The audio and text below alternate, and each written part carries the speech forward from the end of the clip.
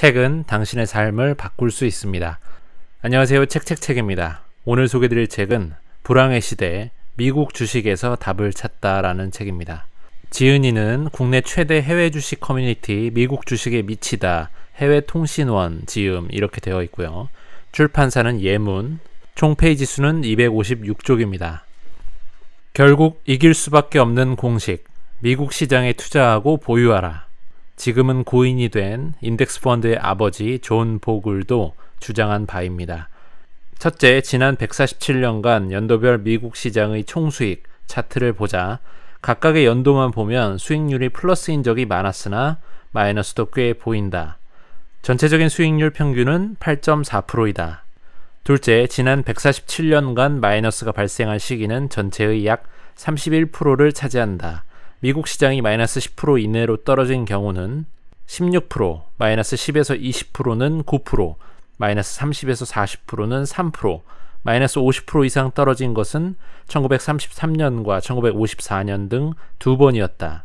이쯤 되면 워런 버핏이 말하는 잃지 않는 투자가 도대체 가능한가란 의문도 들 것이다. 그러나 미국 시장 지수에 투자하고 20년간 가만히 있었다면, 즉 매수 후 보유했다면 어떻게 되었을까? 결론적으로 지난 147년간 매년 미국 시장에 투자를 하고 20년간 보유 후 팔았다면 단 한 번도 손실을 본 적이 없다는 얘기다. 여기 그래프, 책에 있는 그래프에서 이것을 보여주고 있습니다.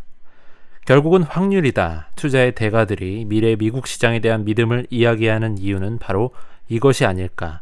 미국 증시가 생긴 이래 부침이 있었으나 결국은 낙관론적 투자가 승리했음을 역사가 보여준다. 워런 버핏이 말했던 절대 잃지 않는 투자의 힌트는 여기 있을지 모른다. 투자의 대가들이 장기 보유로 성공했다는데 물가 상승률을 감안한다면 실망스러운 수익률이 아닌가 싶은 사람들은 모두 알 테지만 미국 주식 투자에서 하나 더 고려해야 할 것이 남아있다. 바로 배당이다.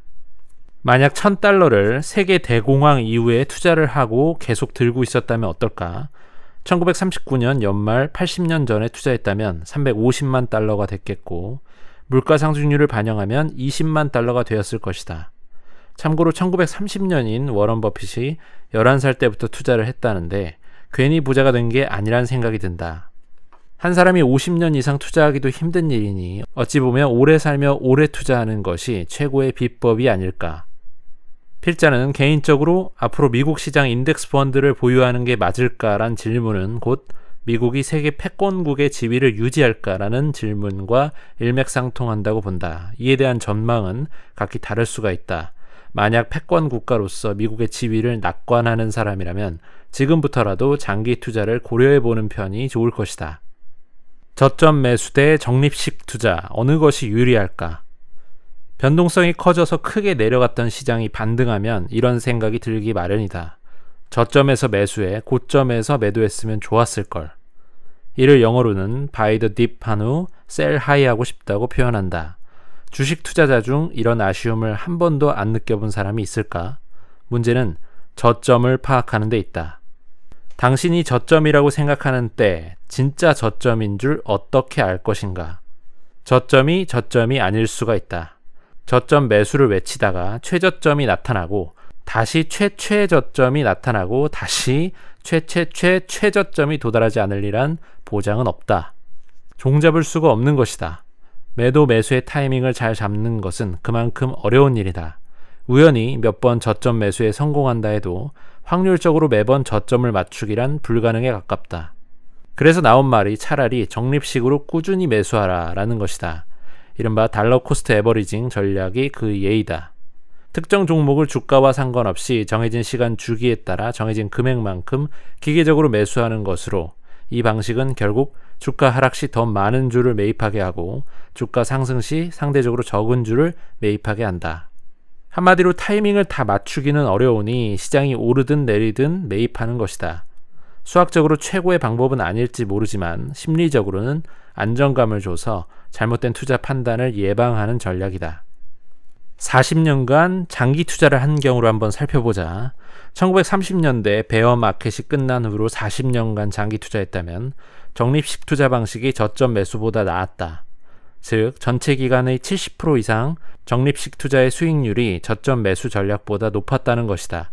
특히 오일 쇼크로 인한 하락장 이후 1975년 이후부터는 저점 매수 전략이 단 한 번도 적립식 투자 방식의 수익률을 능가한 적이 없다. 우리가 일생 동안 이어나갈 투자 기간이 얼마나 될까? 30대부터 80대까지 투자한다 해도 50년이다. 마침 막 투자를 시작한 시기에 시장이 좋지 않아 저점 매수를 했다면 장기적으로 좋은 수익률을 올릴 것이다. 그러나 은퇴 시기가 다 되어 아무리 저점 매수를 한다 해도 초기 장기 투자 수익률을 능가하기란 어려울 것이다. 다시 처음의 질문으로 되돌아가 보자. 하락장이 오면 당신은 저점을 잡아낼 수 있을까? 시장이 오르든 내리든 은퇴할 때까지 적립식 투자를 하는 것이 마음도 편하고 수익률도 높이는 방법이다. 기억하자. 적어도 미국 시장에서 상승장은 하락장보다 항상 길었다는 사실을. 옥석을 가리기 힘들다면 인덱스 펀드가 답이다.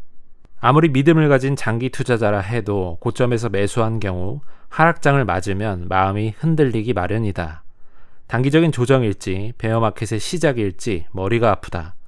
여러 의견들을 읽다 보면 시장의 공포감이 전염되며 하락 직전 고점에서 내가 물린 건 아닌가 하는 걱정이 밀려온다.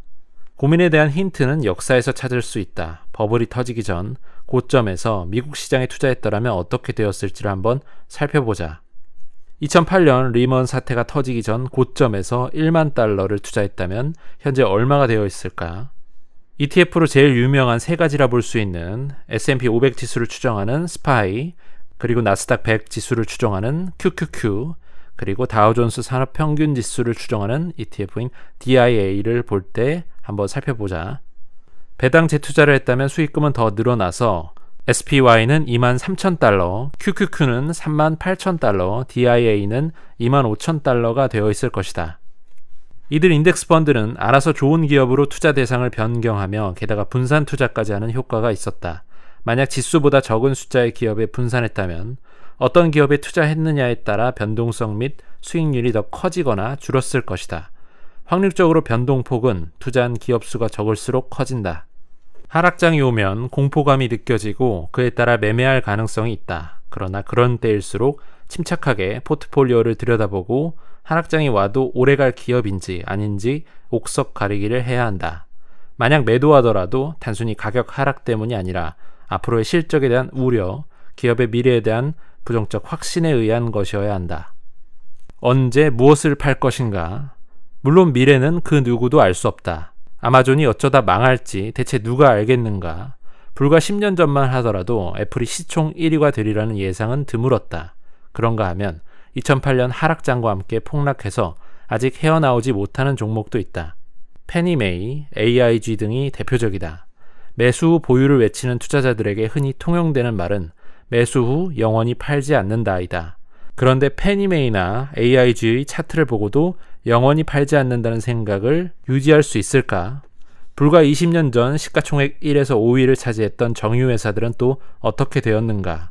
1900년도 다우존스 산업평균지수에 편입되었던 회사들 중 유일하게 남은 것은 제너럴 일렉트릭 뿐이다. 워런 버핏도 팔 때는 과감하게 판다는 사실을 기억하자. 그럼 언제 팔아야 하며 무엇을 팔아야 할까? 장이 하락하는 시기, 그리고 베어마켓이 올 것 같아 불안한 시기에는 어떻게 대처하는 것이 좋을까? 먼저 생각해야 할 것은 현금이 언제 얼마나 필요한 것인가이다. 예를 들어 은퇴하는 시기, 자녀의 학자금이 나가는 시기, 첫 집을 사는 시기, 결혼 시기 등등을 고려하고 그때 얼마가 될지 예상하는 것이다. 그리고 이에 따라 현재 투자금을 매도할지 말지를 결정해야 한다. 현금이 필요한 시점이 곧 다가온다면 보수적으로 대응해야 할 것이다. 그러나 만약 10년 이내에 현금이 필요하지 않을 것 같다면 어떤 주식을 보유할지 판단하기에 앞서 언제까지 주식시장에 남아있을지 목표를 세우고 언제 팔지 또한 목표를 정해야 할 것이다. 워런 버핏이 말했듯 당장 햄버거를 사 먹기 위해 좋은 기업의 주식을 파는 것은 아닌지 숙고가 필요하다. 그런 다음에는 현재 보유하고 있는 투자 포트폴리오를 살펴보고 기업들을 공부해야 한다. 무엇을 하는 회사인지 잘 알고 기업을 믿을지 말지 판단해야 할 것이다. 그리고 믿기로 한 기업이 있다면 위에서 정한 현금화할 시기까지 보유할 수 있을지를 판단한다. 가격이 아니라 기업 자체에 대한 믿음이 사라지는 시기가 온다면 그때 가서 이익 실현을 해도 되는 일이다. 만약 아무리 공부해도 잘 모르겠다면 시가총액 1위 기업에 꾸준히 적립식으로 투자를 하는 것도 좋다. 또한 매수 후 보유하기로 결심했다면 알아서 좋은 회사를 선별해주는 인덱스 펀드에 투자하는 것도 방법일 것이다. 네, 이 책은 앞에 파트 1 부분에서는 투자 이론에 대한 부분, 기초 투자의 어떤 방식들, 그리고 미국 주식 투자를 함에 있어서 주목해야 될 그런 것들에 대해서 잘 설명해주고 있고, 파트 2에서 4까지 넘어가는 부분들은 바로 세부적인 기업들 혹은 섹터별, 그리고 산업별 특징들, 그리고 일부 기업들의 그런 히스토리들, 왜 이 기업이 중요하고 잘 될 것 같은지에 대한 전망들, 그리고 한국 사람은 모를 만한 미국 사람들만 알 수 있는 그런 이야기들이 잘 정리돼서 나와 있습니다. 정말 가볍게 읽으실 수 있고 실제로 노하우 같은 것들이 잘 요약돼서 갈무리 된 책이기 때문에 한번 읽어보시면 주식 투자하는 데 있어서, 특히 미국 주식을 투자하는 데 있어 도움이 되실 수 있을 것 같아서 추천을 드립니다. 오늘은 여기까지 하겠습니다. 유익하셨거나 도움이 되셨다면 구독과 좋아요 부탁드립니다. 이 채널을 유지하는 힘입니다. 감사합니다.